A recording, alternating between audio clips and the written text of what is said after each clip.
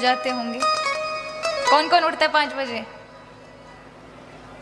आप तो सभी समझदार हैं, आप तो उठेंगे 5 बजे 4 बजे, लेकिन बालकों के जो बालक बैठे हैं, कौन कौन उठता है 4-5 बजे?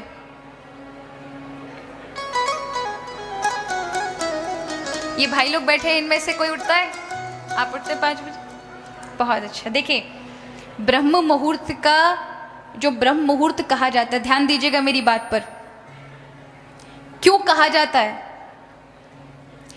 आप 7 बजे उठें, आप सूर्योदय के बाद उठें, बाद में उठें, ठीक है, एक उठने का विषय आपकी अपनी दिनचर्या है, लेकिन ब्रह्म मुहूर्त में उठने वाला व्यक्ति और उस समय उसकी निद्रा खुल जाए तो कहा जाता है कि ब्रह्म मुहूर्त एक ऐसा समय है जिस समय सारे के सारे भगवत भक्त, संत जन और जितने भी दृश्य अदृश्य शक्तियां होती हैं उस समय चेतनता में आती हैं। उस समय किया हुआ भगवत भजन, किए हुए अच्छे कार्य, किए हुए सोचे अच्छे मन के विचार, वो तुरंत सफल होते हैं, फलीभूत होते हैं। और कहते हैं उस समय भगवान नव चेतना बांटते हैं संसार को। जो ब्रह्म मुहूर्त में उठता है और ब्रह्म मुहूर्त में उठकर भगवत कार्य में, अच्छे सत्कार्यों में विचार करता है, मनन करता है, भगवत नाम लेता है, उसके जीवन में कभी व्याधि नहीं आ सकती। लेकिन जो महाराज उठेंगे 9-9, 10-10 बजे, क्या होगा? सूर्य भगवान जो प्रकाश के देवता है ना, वो नव चेतना देने के लिए प्रथम वेला में उपस्थित होते हैं और हम खाट पर पड़े रहते हैं, बेड पर चद्दर टांग करके। तो ठाकुर जी भी कहते हैं, वाह भैया, सोते रहो तुम, और फिर दिन के 12 बजे उठेंगे तो क्या होगा? वो जो चेतनता थी, वो चेतनता ऊर्जा आपको मिल नहीं पाएगी। ठीक है, आप कार्य करेंगे, हो सकता है बहुत सारे अच्छे अच्छे कार्य कर लें, लेकिन आपको एक उमंग नहीं होगी, एक उछाव नहीं होगा जीवन में। इसलिए ब्रह्म मुहूर्त कोई साधारण नहीं है, इसी में संत ऋषि जागते हैं, इसी में ही भगवत भक्त जागते हैं, इसी में ही अच्छे दान पुण्य सत्कर्म किए जाते हैं।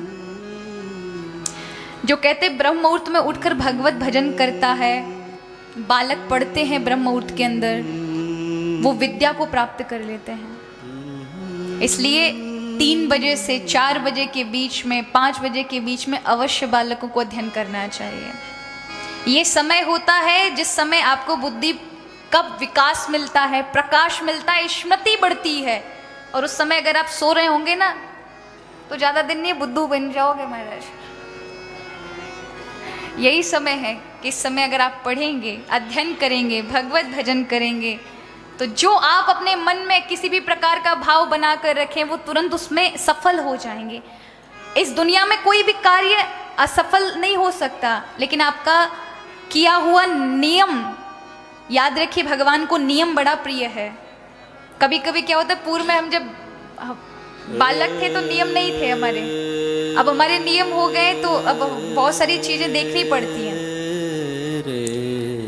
तो कई बार लोग रूठ जाते हैं, उनको लगता है कि पहले तो ऐसे ही कभी भी आ जाते थे, कभी भी कमरे में आ जाते थे तो उनको ऐसे मिल जाते थे। लेकिन अब क्या है, अब थोड़े से नियम होने की वजह से थोड़ा समय मिलते हैं, हम में कुछ थोड़ा बहुत ठाकुर जी का बन जाए। अगर उसको छोड़ देंगे तो फिर हमारे पास क्या रहेगा?